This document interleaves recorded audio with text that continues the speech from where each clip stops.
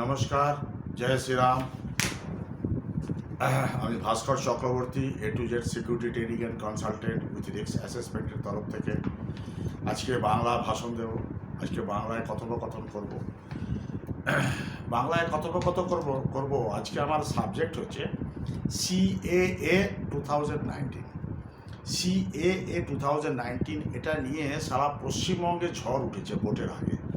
ভারতবর্ষ ঝড় উঠেছে, তবে পশ্চিমবঙ্গের ঝড়টা খুব বেশি। এটা নিয়ে একটু আমরা চর্চা করব। সিটিজেন অ্যামেন্ডমেন্ট অ্যাক্ট CAA সংক্ষেপে 2019, এটা পার্লামেন্টে 2019-এ এটা পাস হয়েছিল। পাস হওয়ার পরে এটা অ্যামেন্ডমেন্ট হয়নি, অ্যামেন্ডমেন্ট হয়ে পাস হয়েছিল, কিন্তু এটা ইমপ্লিমেন্ট হয়নি। বিভিন্ন দলের বিরোধী পক্ষ, বিভিন্ন দলের এরা বহুত ক্যাওয়াস করেছিল অ্যাক্রস কান্ট্রি, সারা ভারতবর্ষ জুড়ে। এই CAA নিয়ে এক পক্ষ বলছে নাগরিকত্ব আইন সংশোধনের ফলে লাখ লাখ মানুষ উপকৃত হবেন। অন্য পক্ষের মত হচ্ছে নাগরিকত্ব আইনে ভিটে আনা হবেন কোটি কোটি মানুষ। কিন্তু নাগরিকত্ব সংশোধন আইন CAA নিয়ে হইচইয়ের এত হইচই, সঠিক তথ্য নিয়ে বিভ্রান্ত হচ্ছে। এই সময় আমি CAA নিয়ে কিছু সঠিক তথ্য আপনাদের দেব, যেটা নিয়ে আননেসেসারি পশ্চিমবঙ্গের মানুষের মনে একটা বিভ্রান্তিকর অবস্থা তৈরি হচ্ছে। আমি 10টা কোশ্চেন করব। 1 নম্বর, ভারতীয় নাগরিকের ওপর প্রভাব ফেলবে কি CAA? আমার উত্তর, ভারতীয় সব নাগরিকের সঙ্গে CAA-এর কোনো সম্পর্কই নেই। এদেশের নাগরিকদের মৌলিক অধিকারের কথা উল্লেখ করা আছে ভারতীয় সংবিধানে, এবং CAA সম্পর্কিত কোনো আইন তা খর্ব করতে পারে না। এটা একটা বিল, সংবিধানে বলা আছে, সংবিধানে ভারতের নাগরিকত্বের মৌলিক অধিকার সম্বন্ধে বলা আছে। এ সম্পর্কে যে করা হচ্ছে, তথ্য দেওয়া হচ্ছে, সেটা সম্পূর্ণরূপে ভুল।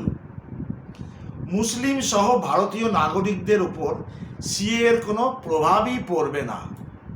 সবাইকে বলা হচ্ছে মুসলিম চলে যাবে, মুসলিম, কোনো মানেই নেই, কোনো বাধ্যবাধকতা নেই, এসব বেফালতু কথাবার্তা। 1 নম্বর কোশ্চেন আমার এই ছিল। 2 নম্বর কোশ্চেন হচ্ছে CAA কাদের জন্য? CAA হচ্ছে 2014 সালের 31শে ডিসেম্বরের পরে যারা ধর্মীয় কারণে, ধর্মের সংখ্যালঘু মানুষের উপর অত্যাচার হয়েছে, ধর্মীয় কারণে পাকিস্তান, বাংলাদেশ এবং আফগানিস্তান থেকে ধর্মীয় কারণে বিতাড়িত হিন্দু, শিখ, জৈন, বুদ্ধ, পার্সি এবং খ্রিস্টান, এই ছটি কমিউনিটির মানুষজনের জন্য, শরণার্থীর জন্য CAA অ্যাপ্লিকেবল। এই 3 দেশ ছাড়া অন্য কোনো দেশ থেকে আসা মুসলিম সহ অন্যান্য বিদেশি শরণার্থীদের জন্য CAA কিন্তু লাগু হবে না। বোঝাতে পারলাম? এটা ছিল 2 নম্বর। 3 নম্বর কোশ্চেন হচ্ছে, এই 3 দেশ থেকে আসা হিন্দু, শিখ, জৈন, বুদ্ধ, পার্সি এবং খ্রিস্টানদের কিভাবে সুবিধা হবে CAA থেকে? যারা পাসপোর্ট বা ভিসার মতো নথি না থাকলে ভারতীয় নাগরিকত্বের জন্য আবেদন করা যাবে। CAA মাধ্যমে এই শরণার্থীরা এমন সুযোগ পাবেন, এটা ক্লিয়ার লেখা আছে এই আইনে।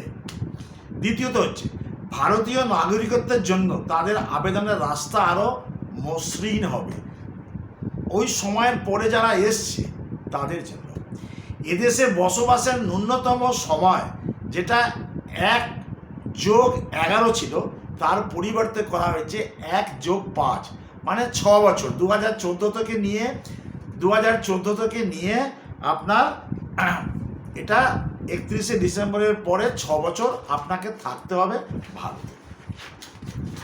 এটার জন্য গভর্নমেন্ট অফ ইন্ডিয়া পোর্টাল বানিয়েছে, ministry of home affairs portal বানিয়েছে, পোর্টাল থেকে আপনি অ্যাপ্লাই করতে পারবেন। 4 নম্বর কোশ্চেন, এর মানে কি যে এই যে পাকিস্তান, বাংলাদেশ এবং আফগানিস্তানের মুসলিমরা কখনই ভারতীয় নাগরিকত্ব পাবে না? সম্পূর্ণ ভুল আমার উত্তর, সম্পূর্ণ না, সম্পূর্ণ ভুল। এমন কোনো লক্ষ্যে সিএএ গঠন করা হয়নি। বিগত বছরগুলিতে এই দেশগুলি থেকে শতাধিক মুসলিম নাগরিকত্ব দেওয়া হয়েছে, বহু মুসলিম মানুষকে নাগরিকত্ব দেওয়া হয়েছে। ভবিষ্যতেও যোগ্যতার বিচারে নাগরিকত্ব পাবেন তারা। ধর্মের বিচারে নাগরিকত্ব কখনোই দেওয়া হয় না, কখনোই দেওয়া হয় না। এটা সম্পূর্ণ ভারত সরকারের বিষয়। ধর্মের বিচারে কখনো কাউকে নাগরিকত্ব দেওয়া হয় না। 2014 সালে ইন্দো বাংলাদেশ ছিটমহল সমস্যার সমাধানের পর 14,864 জন বাংলাদেশি নাগরিককে ভারতীয় নাগরিকত্বে ট্রান্সফার করা হয়েছে, ভারতীয় নাগরিকত্বে তাকে নেওয়া হয়েছে। এর মধ্যে হাজার হাজার মুসলিমও রয়েছে, কিন্তু তাদের কোনো এফেক্ট পড়েনি। তারা ভারতীয়ই, তারা ভারতীয় নাগরিকত্ব। 5 নম্বর কোশ্চেন আমার সবার জন্য, আমার দেশের পশ্চিমবঙ্গের সকল বাসীর জন্য। আপনারা বিভ্রান্ত হবেন না। আপনারা আমার এই চ্যানেলটাকে ভালো করে দেখুন, ভালো করে বুঝুন, কমেন্টস করুন। এইটা কোনো মিথ্যে কথা নয়, এটা কোনো বুজরুকি নয়, এটা কোনো মিথ্যে ভাষণ নয়। না আমাকে ভোটে দাঁড়াতে হবে, আমি এক শ্রেণীর মানুষকে প্রভাবিত করব, না এরকম কিচ্ছু নয়, সম্পূর্ণ ভুল। আমি আপনাদের জ্ঞানত বলছি, আপনাদের জ্ঞান অর্জন করার জন্য এটা আমি বলছি। আমার চ্যানেলের নাম A to Z security training and consultant. এই চ্যানেলটা ইউটিউবে গিয়ে সাবস্ক্রাইব করুন এবং টেনে টেনে দেখবেন না, পুরো ভালো করে দেখুন। এই যে বিষয়টা নিয়ে আমি আলোচনা করছি, এটা গুরুত্বপূর্ণ বিষয়। কাল রাত্রি 10টার সময় এটা ইমপ্লিমেন্ট হয়েছে ভারতবর্ষের জন্য। তারপর থেকে বিভিন্ন মিডিয়া, বিভিন্ন বড় বড় সংবাদ মাধ্যম বলছে এই গেলা রব পড়ে গেছে। কোনো কিচ্ছু গেলা রব নেই, কিচ্ছু নয়, ভুল ভ্রান্তি হচ্ছে, কিচ্ছু নয়। 5 নম্বর কোশ্চেন হচ্ছে, এই দেশগুলি থেকে এদেশে এসে অবৈধভাবে বসবাস করা মুসলিমদের কি বিতাড়িত করা হবে? এই যে আমি যেই কথাগুলো বললাম, 3টে দেশ, বাংলাদেশ, পাকিস্তান, আফগানিস্তান, এই দেশ থেকে এসে বসবাসকারী মুসলিমদের কি বিতাড়িত করা হবে? কখনোই নয়, কোনোদিনই না। এটা এতে উল্লেখই নেই। কোনো নাগরিকত্বের বিতরণের সঙ্গে সিএ এর কোনো সম্পর্কই নেই। 1946 সালের বিদেশি আইন এবং 1920 সালের পাসপোর্ট আইন অনুযায়ী এই সংক্রান্ত সিদ্ধান্ত নেওয়া হয়ে থাকে। বিদেশি নাগরিকদের ভারতে প্রবেশ এবং প্রস্থান সম্পর্কিত সিদ্ধান্ত এই 2 আইনের ভিত্তিতেই নেওয়া হয়, কোনো ব্যক্তির ধর্ম বা দেশের ভিত্তিতে কিন্তু নয়। এটা সবসময় মাথায় রাখতে হবে। তাই ভারতে অবৈধভাবে বসবাসকারী যে কোনো বিদেশির জন্যই এই 2 আইন প্রযোজ্য। অবৈধভাবে বসবাসকারী, এটা মাথায় রাখবেন, অবৈধভাবে বসবাসকারী বিদেশিদের জন্য এই 2 আইন প্রযোজ্য। স্থানীয় থানা বা প্রশাসনের তদন্ত রিপোর্টের ভিত্তিতেই অনুপ্রবেশকারী বা অবৈধভাবে বসবাসকারী বিদেশি নাগরিককে চিহ্নিত করা হয়ে থাকে। ওই নাগরিককে সংশ্লিষ্ট দেশের দূতাবাসের তরফে সঠিক নথি সহ মূল দেশে পাঠানোর ব্যবস্থা করা হয়। এটাই হচ্ছে নিয়ম। 1946-এর বিদেশি আইন অনুযায়ী বিদেশিদের চিহ্নিতকরণের পরই আসামে এই ফেরত পাঠানোর প্রক্রিয়া শুরু হয়েছিল। অর্থাৎ এই পদ্ধতিতে কোনো বৈষম্য বা ত্রুটির প্রশ্নই নেই। বিদেশি আইনের 3 ধারা এবং পাসপোর্ট আইনের 5 ধারা অনুযায়ী বিদেশি নাগরিকদের চিহ্নিতকরণ, আটক এবং ফেরত পাঠানোর ক্ষমতা সম্পূর্ণভাবে রাজ্য সরকার ও তার জেলা প্রশাসনের হাতেই আছে। কেন্দ্রীয় সরকার আইন প্রণয়ন করে, কিন্তু রাজ্য সরকার আইনটা রূপায়ণ করে। রাজ্য সরকারের মেশিনারি সেই আইনের ভেতর থেকে সেই চিহ্নিতকরণ করে। এখানে অন্য কোনো রকম ব্যাপারই নেই। সরি।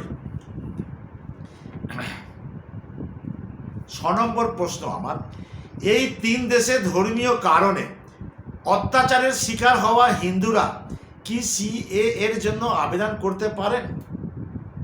এই যে 3টি দেশের কথা বললাম, বাংলাদেশ, পাকিস্তান, আফগানিস্তান।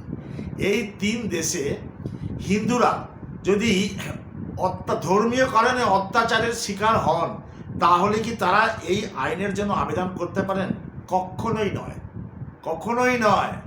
কেননা তাদের অন্য ধর্মের বিদেশি নাগরিকদের মতোই তাদের আগের পদ্ধতিতে আবেদন করতে হবে।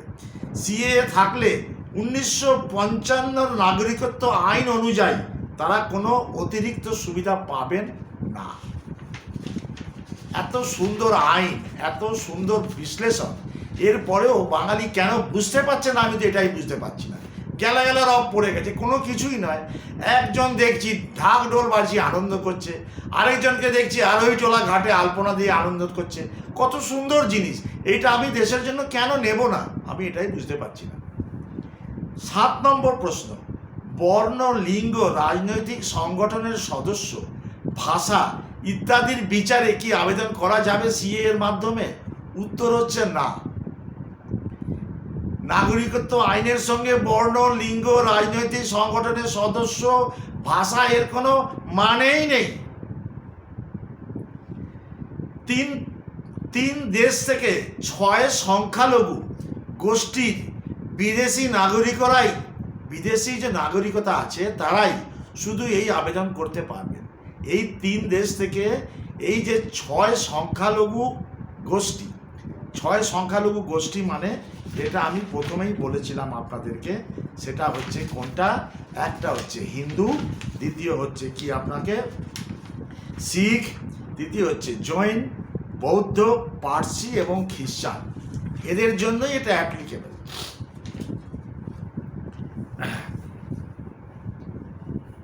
8 নম্বর কোশ্চেন, সিএ এর কারণে ধীরে ধীরে ভারতীয় নাগরিকত্ব হারাবেন মুসলিমরা? কি বলবো, কিরম কোশ্চেন আমাকে করেছে। সিএ এর কারণে ধীরে ধীরে ভারতীয় নাগরিকত্ব হারাবেন মুসলিমরা? সিএ এর কারণে কোনো ভারতীয় নাগরিকেরই কোনো প্রভাব ফেলবে না। ভারতীয় নাগরিক তো সে পেয়ে গেছে, তাকে কেন প্রভাব ফেলবে? এখানে বলা হচ্ছে 2014 31শে ডিসেম্বরের পর থেকে যারা ভারতের নাগরিক তাদের তো কোনো এফেক্টই নেই এতে। সর্বভারতীয় নাগরিকরাই তাদের সংবিধান প্রদত্ত মৌলিক অধিকার পাবেন। তারা তো অলরেডি নাগরিকত্ব অধিকার পেয়েছেন, তাদের কেন এতে হবে? কিছুই হবে না। কোনো ভারতীয় নাগরিককে তার নাগরিকত্ব থেকে বঞ্চিত করবে না সিএ, বরং 3 পড়োশি দেশের নির্দিষ্ট পরিস্থিতির শিকার বিশেষ বিদেশি নাগরিকদের জন্য ভারতীয় নাগরিকত্বের সুযোগ করে দেবে এই আইন। এই আইন যারা এই 3 দেশ থেকে 6 ধর্মের লোক ধর্মীয় অত্যাচারে ভারতে এসে রয়েছেন, তাদের এই আইনটা তাদের ভারতের নাগরিকত্ব দেওয়ার জন্য এই আইন, এছাড়া অন্য কিছুই নয়। 9 নম্বর কোশ্চেন, সিএ এর পর এনআরসি হবে এবং মুসলিম বাদে সব শরণার্থীদের নাগরিকত্ব দেওয়া হবে এবং মুসলিমদের ডিটেনশন ক্যাম্পে পাঠানো হবে। এরকম কোশ্চেনে কেউ করেছে আমাকে, আমি খালি হাসি আর ভাবি তাদের মাথায় এই কোশ্চেন আসে কোত্থেকে, কে তাদেরকে বোঝাচ্ছে? এনআরসির সঙ্গে সিএ এর কোনো সম্পর্কই নেই। এনআরসির সঙ্গে সিএ এর কোনো সম্পর্কই নেই। 2004 সালের ডিসেম্বর থেকে 1955 নাগরিকত্ব আইনের সঙ্গে আইন সংযুক্ত এনআরসি, আর এটা হচ্ছে 2014 31শে ডিসেম্বরের পর, কোনো সম্পর্কই নেই এর সঙ্গে। এবং 2003 সালের কিছু নির্দিষ্ট নিয়মের ভিত্তিতেই এই আইন কার্যকরী সম্ভব। ভারতীয় নাগরিকের রেজিস্ট্রেশন পদ্ধতি এবং জাতীয় পরিচয়পত্র সম্পর্কিত বিষয়ের সঙ্গে তা জড়িত। বিগত 15-16 বছর ধরে এই আইন রয়েছে। বিগত 15-16 বছর ধরে এই আইন রয়েছে। সিএ আলাদা করে এতে কোনো পরিবর্তন আনেনি, ভুল ধারণা আনেনি। 10 নম্বর লাস্ট কোশ্চেন, সিএ এর অধীনে নাগরিকত্ব নিয়ম কি কি? সিএ এর অধীনে নাগরিকত্ব নিয়মগুলি এখন গঠন করা হচ্ছে, সবে ইমপ্লিমেন্ট হয়েছে। সিএ এর বিভিন্ন আইন দিক থেকেই তা কার্যকরী হবে। অযথা সিএ নিয়ে অযথা সিএ নিয়ে, সিটিজেন অ্যামেন্ডমেন্ট অ্যাক্ট নিয়ে অযথা এইভাবে বলে মানুষের ভেতর বিভ্রান্তি করার কোনো মানে নেই, কোনো মানেই হয় না। কোনো ভারতীয় নাগরিককে, যারা আমাদের এখানে জন্মগত রয়েছে, যাদের দাদা পরদাদা এখানে রয়েছে, যারা স্কুল থেকে পড়াশোনা করেছে, যাদের কাছে সার্টিফিকেট আছে, যারা গভর্নমেন্ট চাকরি করেছে, যারা বিভিন্ন জায়গায় বিভিন্ন জবে এনগেজ আছে, তারা কেন যাবে? তারা তো ভারতীয়ই নাগরিক, তারা আমাদের দেশের নাগরিক, তাদের নাগরিকত্ব কে কাটবে? এই আইনে কোথাও তা বলা নেই। তো মিছামিছি বিভ্রান্তি হওয়ার কোনো দরকার নেই। সবাই মিলে এই আইনটাকে সাপোর্ট করুন। এটা ভারতবর্ষে যে নাগরিক আছে তাদের জন্য ভালো। তাহলে তো গভর্নমেন্ট বুঝতে পারবে আমার দেশের জনসংখ্যা কত, আমার দেশের বৈধ জনসংখ্যা কত, যার জন্য আমাকে কী কী প্ল্যান নিতে হবে, যার জন্য আমাকে কী কী করতে হবে। আর যদি বিদেশি আসতেই থাকে, সেটা সম্ভব নয়। তাহলে তো কোনোদিনই আমাদের দেশ সুসংগঠিতভাবে বাঁচতে পারবে না, মাথা তুলে দাঁড়াতে পারবে না। ওই জন্য আমাদের প্রতিটা ভারতীয়ের উচিত এই আইনটাকে, এই সিএ 2019 আইনটাকে আমরা সাপোর্ট করি এবং এর সঙ্গে আমরা সহযোগিতা করি এবং চলি। আমার ভিডিওটা কেমন লাগলো আপনারা বলবেন, শেয়ার করবেন এবং যে সমস্ত মানুষ বিভ্রান্ত হয়ে রয়েছেন তাদেরকে একটু শেয়ার করবেন। ধন্যবাদ। A to Z security training and consultant with risk অ্যাসেসমেন্টের তরফ থেকে ভাস্কর চক্রবর্তী। ভিডিওটা খুব দেখুন, ভালো করে দেখুন, মন দিয়ে শুনুন, বুঝুন এবং কমেন্টসে লিখুন। বহু সাথী আমার কমেন্টসে লিখেছে, লেখার পরে আমি বাধ্য হয়েছি আজকে বাংলায় বলতে। বাধ্য হয়েছি এই জন্যই, আমি হিন্দিতে ন্যাচারালি ভিডিও করি সর্বভারতীয়দের জন্য, কিন্তু আজকে বাংলায় বললাম এই জন্যই বললাম কি পশ্চিমবঙ্গে বেশি উত্থাল পাত্থাল হচ্ছে, পশ্চিমবঙ্গে বেশি গণ্ডগোল পাকানোর চেষ্টা হচ্ছে, এছাড়া আর কিছুই না। ধন্যবাদ।